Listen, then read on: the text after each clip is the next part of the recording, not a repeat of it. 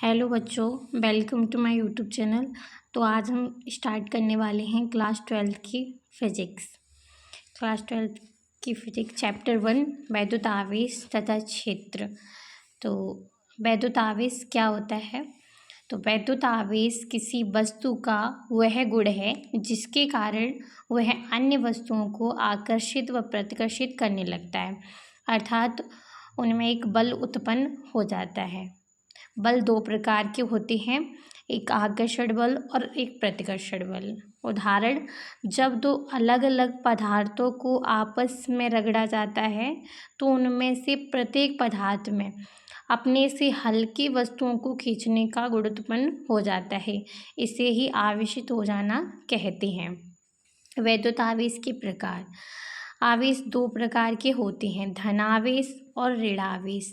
उदाहरण, जब एक कांच की छज्जी को रेशम के कपड़े से रगड़कर धागे द्वारा एक स्टैंड से लटका देते हैं। ये है चित्र। एक कांच की छड़ को रेशम के कपड़े से रगड़कर एक स्टैंड के माध्यम से लटका दिया गया। इसी प्रकार एक आबनूस की छज्जी को बिल्ली की खाल से रगड़कर धागे द्वारा अन्य स्टैंड से लटका देते हैं। यह है चित्र वन का बी। आबनूस की छड़ है और इसको बिल्ली की खाल से रगड़कर एक स्टैंड के माध्यम से लटका दिया गया है। अब देखेंगे, अब दूसरी कांच की छड़ जीवन को जो रेशम के कपड़े से रगड़कर लटकी हुई छड़ थी उसके पास ले जाते हैं। फिर हम देखते हैं कि लटकी हुई कांच की छड़ लाई गई कांच की छड़ से दूर हट जाती है, इसी ऐसे अर्थात प्रतिकर्षित होने लगती है। तो ये रही, जब कांच की छड़ को रेशम की कांच की छड़ से रगड़ी हुई एक स्टैंड से लटकी हुई छड़ के पास ले जाते हैं तो यह कांच की छड़ दूर हट जाती है, अर्थात प्रतिकर्षित होने लगती है।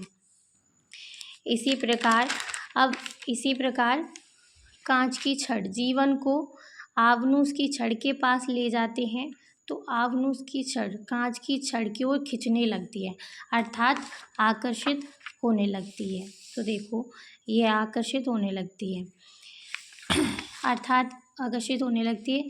इससे निष्कर्ष निकलता है कि जब समान आवेश होता है तो वस्तुएं प्रतिकर्षित होने लगती हैं और जब विपरीत आवेश होता है तो आकर्षित होने लगती हैं। नोट, आवेश का मात्रक कूलाम होता है, इसे शीशे प्रदर्शित करते हैं।